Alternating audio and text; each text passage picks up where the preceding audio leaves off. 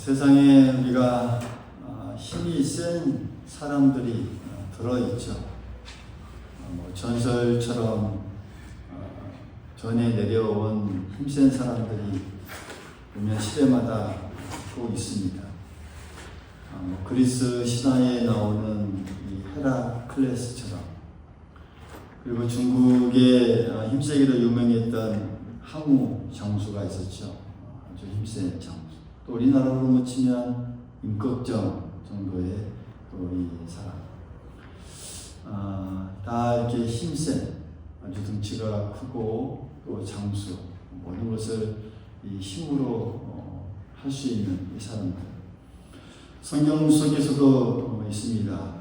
아주 이 전설적인 장사를 꼽으라면 바로 이 삼손을 꼽을 수가 있습니다.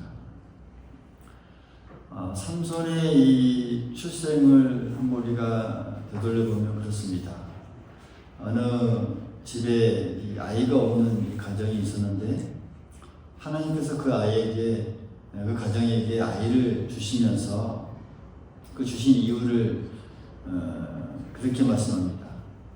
당시 블레셋 사람들의 이 압제에서 신음하고 있는 그 이스라엘 백성들, 내가 이 이스라엘 백성들을 하나님께서 구원하시기 위해 이 아이를 주겠다라고 그 가정에게 허락하시죠. 그리고는 이제 그 아이를 키울 때에 그냥 보통 아이처럼 키우지 말고 나실인이라 해서 하나님께서 이 법칙을 다 정해 주셔서 나실인으로 키우라라고 명합니다. 이 나실인이라고 하는 것은 그렇습니다. 하나님 앞에 거룩히 구별되어서 바쳤다라는 의미. 그러니까 하나님과 약속된 사람이라는 그런 의미가 있습니다. 그러면서 이 자랄 때 몇 가지 규칙을 지켜야만 했습니다. 술을 마시지 않아야 하고, 그리고 또 머리를 깎지 않아야 하고, 또 부정한 것에, 특히 어떤 동물이나 사람의 시체를 만지는 그 부정한 어떤 것을 만지지 않아야 하는 이런 큰 세 가지의 이런 이 약속이 하나님과 주어지는 그거가 바로 나실인 성경에서 나옵니다. 그러면서 이 아이가 이제 그런 약속을 받고 태어나서 이제 자라기 시작합니다. 그러더니 어느덧 힘센 장사가 되기 시작합니다. 성경에 보면 여러 가지 이야기가 나오죠. 사자와 싸울 때도 마치 염소 새끼를 잡아서 죽이듯이 손쉽게 죽이는 장면도 나오고요. 또 블레셋 사람들이 쳐들어왔을 때 이 30명이나 덤벼들었는데 그래도 30명이나 함께 싸울 때도 아주 큰 어려움 없이 손쉽게 이기는 장면도 나오고, 뿐만 아니라 어떤 이 변변한 무기도 없이 낙이 턱뼈 하나를 가지고 또 블레셋 군대와 맞서 싸우기도 합니다. 그때 죽인 수가 성경에 보니까 1000명이나 되었다라고 또 기록하는 그런 또 일도 있고요. 한 번은 이 블레셋 사람들이 이제 그렇게 이 삼손이 힘이 세고 당해낼 수 없으니까 이제 성 안에서 이제 매복을 합니다. 매복을 해서 이제 삼손을 잡으려고 많은 부자들이 있습니다.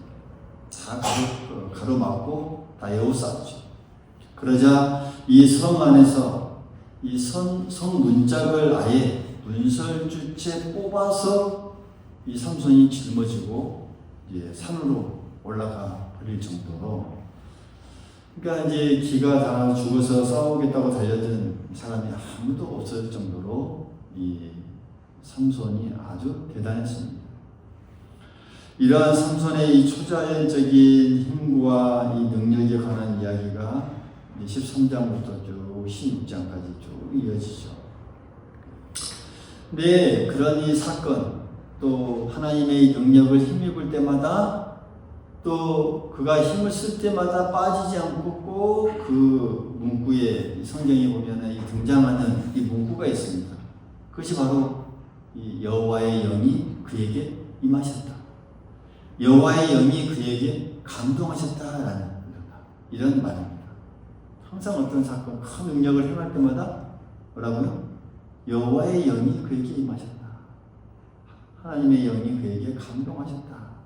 이 표현들이 항상 빠지지 않고 그 역사 가운데 이렇게 쭉 성경에 기록되고 있는 것을 볼 수가 있습니다. 다시 말하면 이 삼손의 힘의 원동력이 어디에 있다는 것입니까? 자신이 아닌 하나님께로부터 왔다라는 것을 꼭 명시해 주고 있습니다.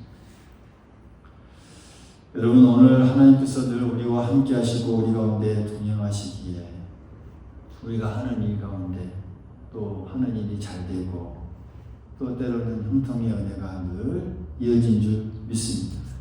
믿습니까? 하나님께서는 그 백성들 가운데 늘 동행하십니다.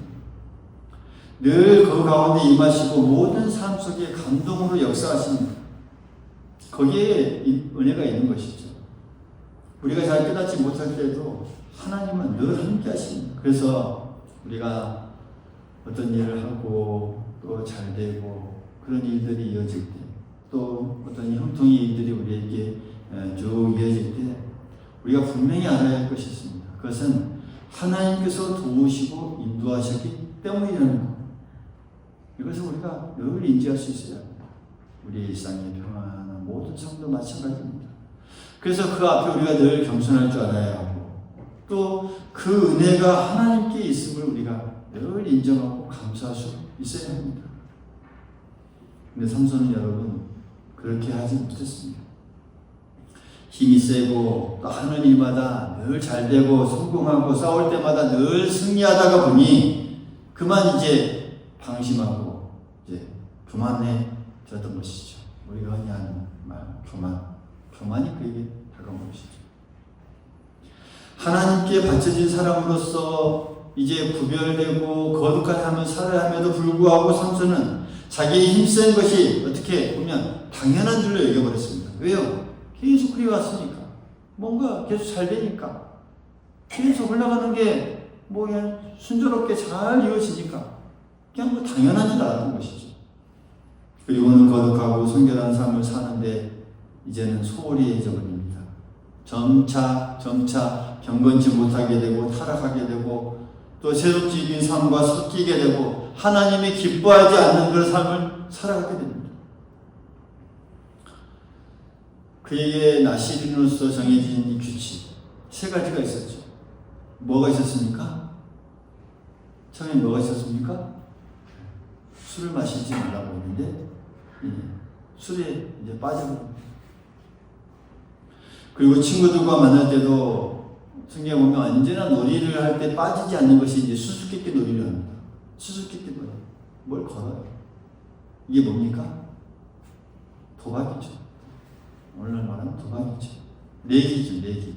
내기가 점점 커지면 도박이 되죠. 도박이 빠집니다. 또 아름다운 여인이 있으면 사족을 쓰지 못하는 그 장면들이 성경에 여러 군데 나와요. 문란하고 또 무절제한 그 성에 빠져 들어갔습니다. 그러니까 우리가 말하자면 쉽게 흔히 표현하는 술, 어떤 도박, 또 잘못된 이 성적인 유혹, 여기에 빠져 들어갔습니다. 하나님께서 제일 싫어하는 것. 자신의 힘이 자기의 힘으로 된 줄 알고 이제는 무분별하고 교만하고 어떻게 보면 하나님 앞에 이 방자한 모습이죠. 그런 삶이 계속 이어지고 급기한 게 하나님을 두려워할 줄 모르고 그 다음에 하나님을 경외하지도 않고 하나님을 어떤 보면 더 나아가서 무시할 것까지 이루어집니다. 무시하는 행동이죠. 무뎌져 버리는 것이죠. 하나님 앞에서 자기의 삶이 받은 삶인지 하나님께서 기뻐하시는 삶인지 전혀 생각하지도 않았습니다. 하나님과 맺은 약속을 그저 대단치 않게 여기고 다 깨버렸습니다. 하나님께서 그에게 힘을 주신 것은 하나님의 백성을 구하라고 힘을 주신 것인데 이제 그 힘을 가지고 오히려 자기의 만족과 자기의 향락과 이익과 명예와 이 재미를 위해서 사용해버리는 그런 이 상황들이 벌어집니다. 여러분 오늘 우리에게도 이러한 면들이 있지 않습니까?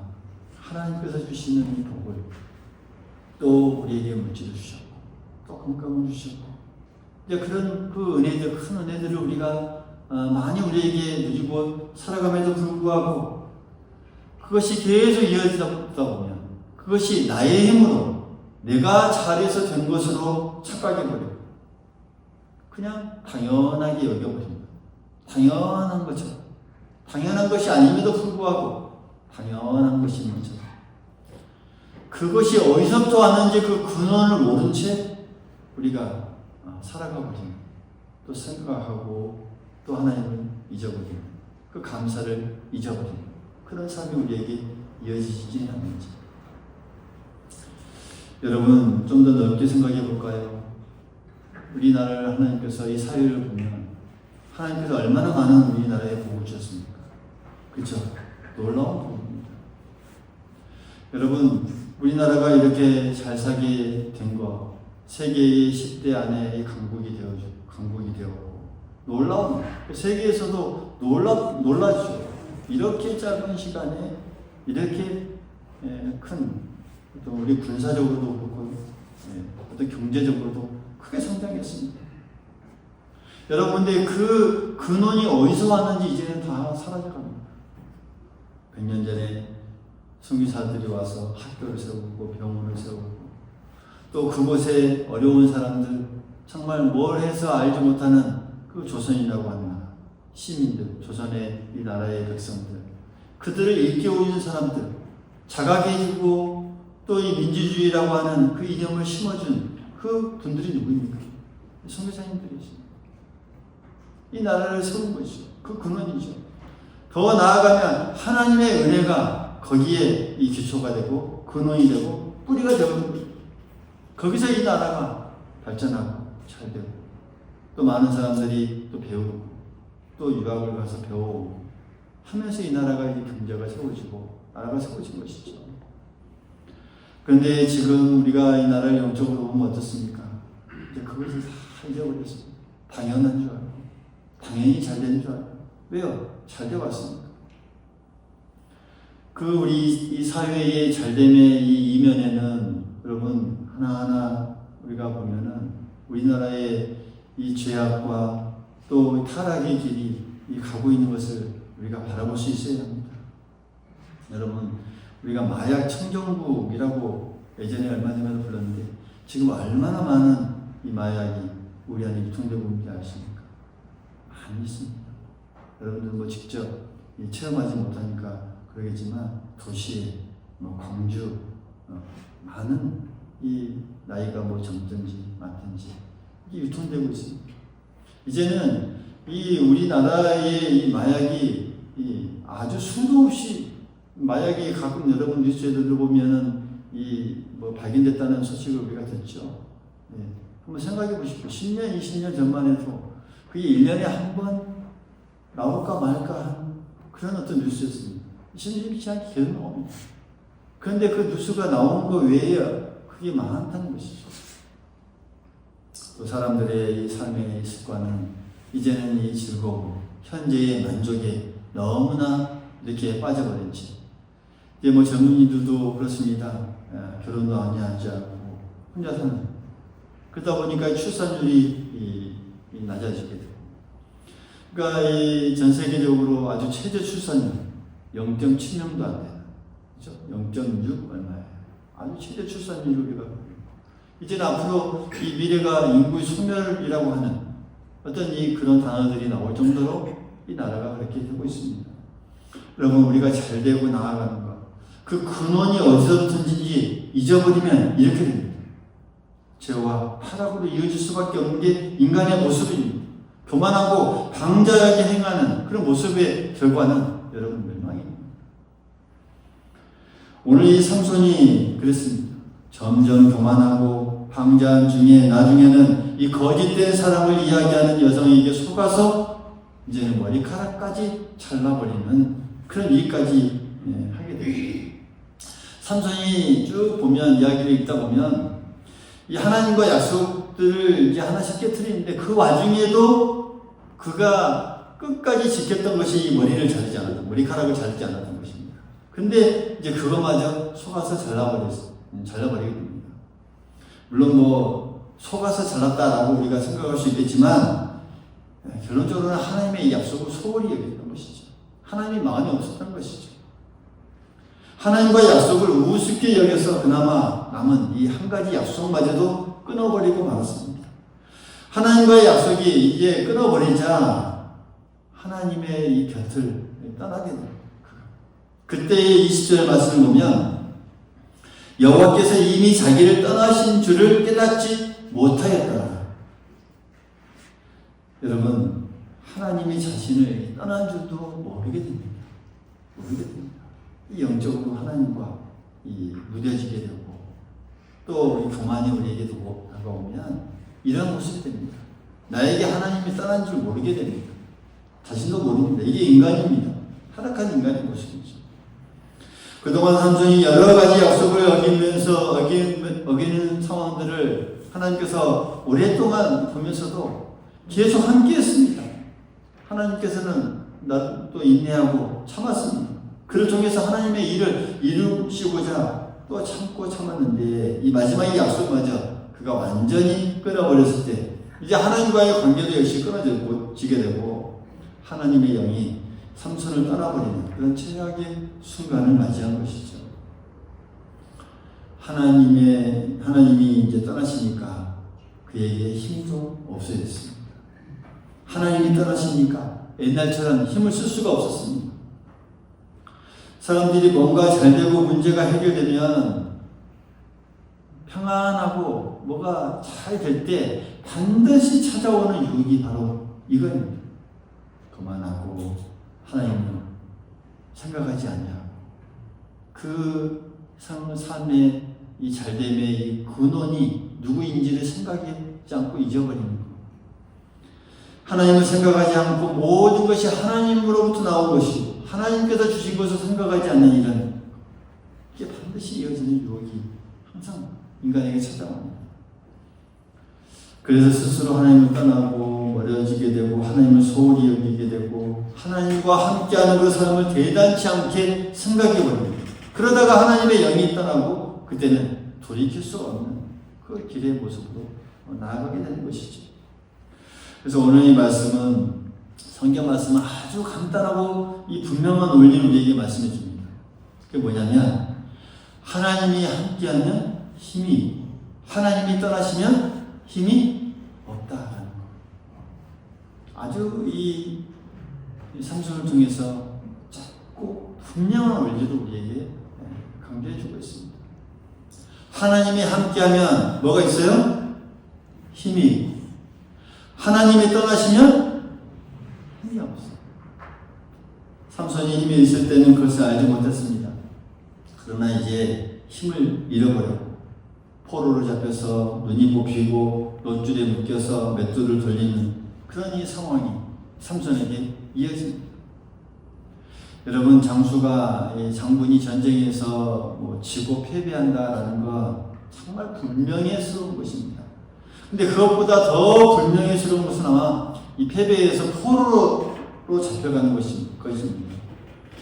근데 삼손은 전쟁하다가 포로가 된 것도 아니고 여인의 무릎을 베고 낮잠을 자다가 포로가 되어버렸는데 여러분 얼마나 자기에게 수치스러운 어떤 이 모습이었겠습니까?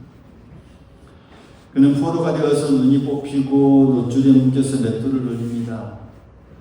여러분 그 장면 한번 상상해 보십시오. 눈 다 뽑히고 이 맷돌이라고 하는 것은 여러분 우리나라의 맷돌이 아니라 큰 돌을 있죠. 큰 돌, 거기 가는 거. 거기서 쭉 돌리죠. 보통 이것은 뭐가 이것을 돌립니까? 짐승들, 동물들이 하죠. 소나 나귀 같은 짐승들이 하는 일을 이제는 하나님께서 그를 떠났었을 때 이 짐승 같은 어떤 이 존재로 전락해버렸음을 우리에게 잘 보여주는 장면이기도 하죠. 삼손은 본래 이스라엘 백성들의 이 영웅이었고 또 자랑이었고 희망이었습니다. 이 블레셋 사람들이 앞뒤에서 구원해줄 아주 희망적인 사람이었고, 그런데 이제 적에게 붙들려서 그 앞에서 어떻게 보면 이 광대 노릇을 하는 놀이개감으로 전락해버려요. 어떻게 보면 이 모든 민족의 수치가 되고만 그런 상황이 그에게 이제 펼쳐지게 된 것이죠. 오늘 말씀을 쭉 읽으면서 그렇습니다. 이 삼손이 지금 이 맷돌을 돌리고 있을 때 그때가 삼손에게 있어서 가장 중요한 시기였다라는 것을 우리가 발견할 수 있습니다. 삼손이 지금 이제 다 모든 것이 다 없어지고 지금 이제 어떻게 보면 수치와 모욕감에 어떤 이 동물들이 해야 될 일들을 지금 또 하고 있습니다. 근데 그때가 삼손에게 있어서 가장 중요한 시기였습니다. 이 맷돌을 돌리는 것 계속 같은 자리를 맴도는 이 다단지 쳇바퀴 돌리는 것과 같은 그 모습. 그러니까 힘써서 땀을 흘리면서 열심히 하지만 보람이 없는 일을 지금 하고 있는 이 부끄러운 일을 하고 있습니다. 그러나 그런 가장 수치스러운 일을 하면서 삼손이 그 기간이 하나님 앞으로 오히려 돌아오는 시간이 되었습니다. 할렐루야.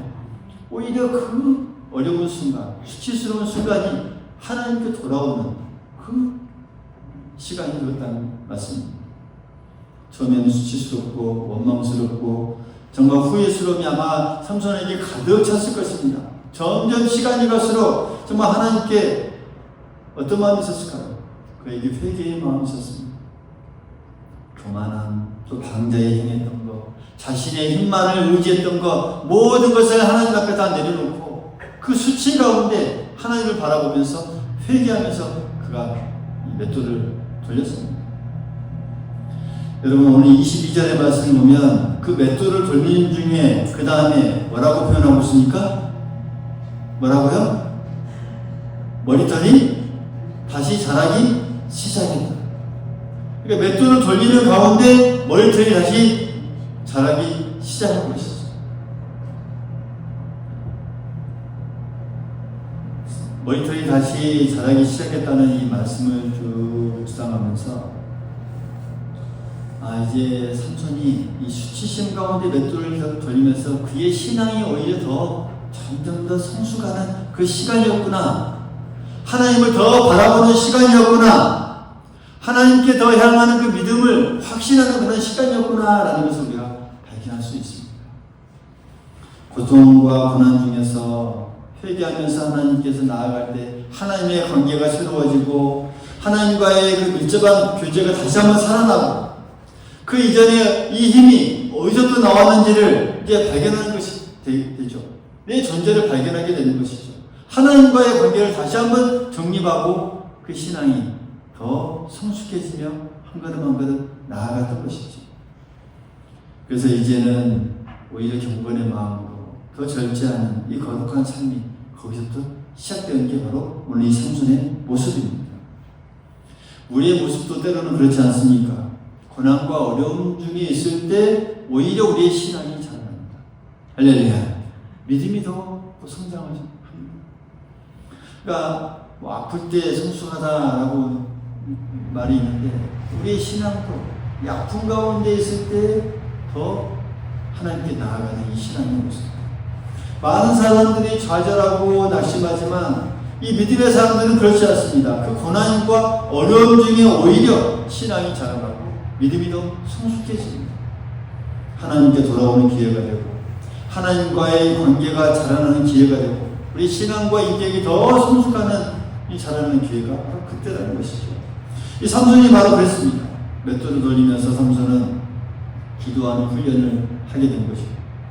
맷돌을 돌리면서 삼손은 이 기도의 분량을 점점 쌓아갑니다. 한 바퀴 돌면서 두 바퀴 돌면서 세 바퀴 돌면서 더 하나님께 이 기도의 마음, 이 기도의 훈련, 신앙과 인격이 더 점점 자라났습니다. 그 맷돌의 바퀴가 돌아가면 돌아갈수록 삼손의 신앙은 어땠을까요? 더 하나님 앞에 나아가고 더 자라고 여느 때와 같이 이 블레셋 사람들이 자기들의 신전에서 술을 마시면서 삼손이 이제 재롱 피우는 것을 구경하게 합니다. 왜요? 삼손의 이제 그런 모습들은 아주 이제 놀이거리가 되었습니다. 재롱잔치가 되어버렸습니다. 붙잡혀서 눈도 빠진 채 그 맷돌을 돌리고 있는 모습 보면서 블레셋 사람들이 어땠을까요? 즐거웠겠죠. 재밌었겠죠. 그러면서 술을 마시고 즐거워하는 그런 구경하면서 이제 삼손을 이제 끌어내서 또 그런 상황이 벌어지고 있었습니다.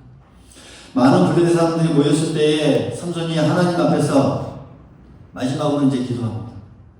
28절의 말씀이 그 말씀입니다. 우리 28절 말씀을 같이 한번 우리 읽어보죠. 28절의 말씀 시작. 삼손이 여호와께 부르짖어 이르되 주 여호와여 구하옵나니 나를 생각하옵소서. 하나님이여 구하옵나니 이번만 나를 강하게 하사 나의 두 눈을 뺀 블레셋 사람에게서 원수를 단번에 잡게 하옵소서. 할렐루야. 삼손의 마지막 기도입니다.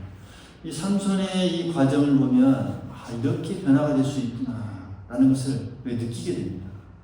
아주 맷돌을 올리면서 그의 이제 신앙은 완전히 변화된 모습을 보일 수가 있습니다. 수치를 당하고 그 어려움을 당하면서 조롱거리가 되면서 오히려 이 신앙의 이 기도의 모습, 28절의 모습. 이 내용은 그렇죠.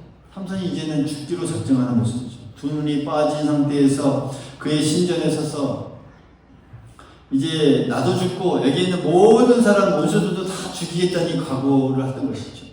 그래서 그의 옆에 있는 종들에게 이 신전의 가장 큰 이 두 기둥의 옆에 나를 있게 해달라 이제 그 마지막으로 또 이야기하는 장면도 나오죠. 죽음을 각오하고 마지막으로 하나님께 기도를 드린 것이 바로 28절의 말씀입니다. 삼손은 이제 자기의 힘을 의지하지 않냐고 하나님을 의지하기로 결정합니다. 하나님 앞에 이 결사적인 기도가 바로 28절의 기도입니다. 아주 모든 것을 다 바쳐서 결사적인 기도를 하고 있는 것이죠.